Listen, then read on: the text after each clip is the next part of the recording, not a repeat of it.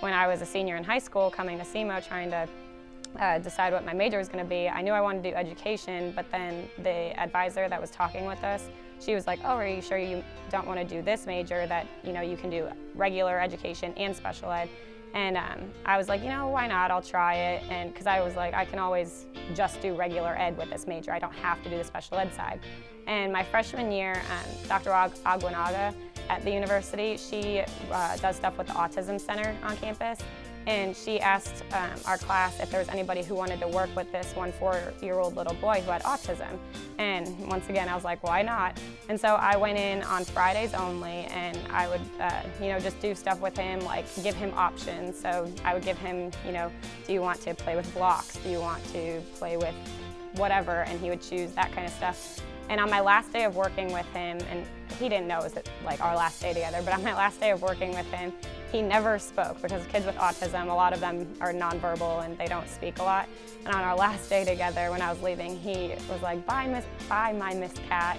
And it was just very humbling. And it's just little stuff like that like my freshman year, I was like, okay, I definitely want to stick with the special ed side of this. And there's just been so many people that I've met, and like children and even adults that have special needs. And I've met them throughout my last 3 years, and it's really just solidified that I want to do this. And each one of them is so different, and I don't know, they really, they make me want to keep doing it and meet more people like them. Kat chose to take my honors section of math education courses. So she took the first one with me, and then she came in and took the second one with me. So she was a student of mine in 2 different classes. She started out kind of quiet and shy and didn't really say much, and then as the semester got going, she started kind of piping up and saying stuff and having fun. So it turned out being a really good situation. I loved having her in class. In special education, we're never sure what it's going to look like, or how those teachers and how those students are going to interact with mainstream. So with her being in special education, she has the right personality that I think she will adapt to no matter what situation she's in or what school district she's in. Sometimes the special ed teachers are called into the classroom. Sometimes they're in their own classroom. Sometimes it's back and forth. And I think she has a personality that she will adapt no matter what the situation is or where she's needed. I think being an athlete and being a student at the same time has been important. I think she's going to learn a lot from both of those, because she's trying to balance 2 completely different things at the same time. And in education, often you do that. You balance what's going on in your family life and what's going on in school. I think she's going to be great at transitioning from here to there. I don't think she'll have any problem at all. I mean, she was never late on any assignment. She never had trouble getting anything done. She was always very polite, very professional, and I see that carrying through. She's going to be great. I've been in the field 2 semesters now. I was in a 5th grade classroom, and then this past semester I was in a 2nd grade classroom, and both of my cooperating teachers were absolutely awesome. They were definitely different, their teaching styles. One of them was more like laid back, and if the kids were running around, she was so good about just being like, oh, they're fine, like as long as they're not hurting each other.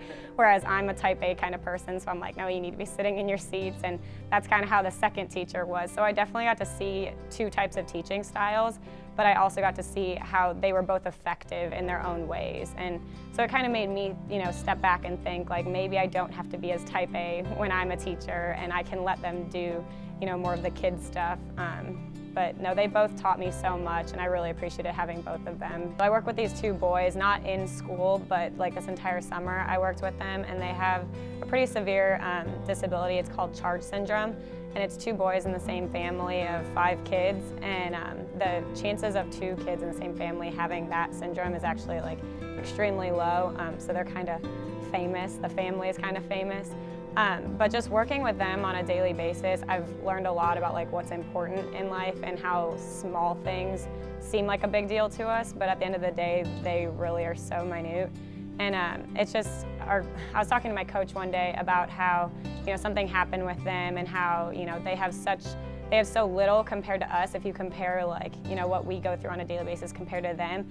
But at the end of the day, they still are laughing and having fun. And my coach, gave me, or said something clever at one point. She was like, no one has to do anything in life. All you really have to do is die. And to me, that was a good point.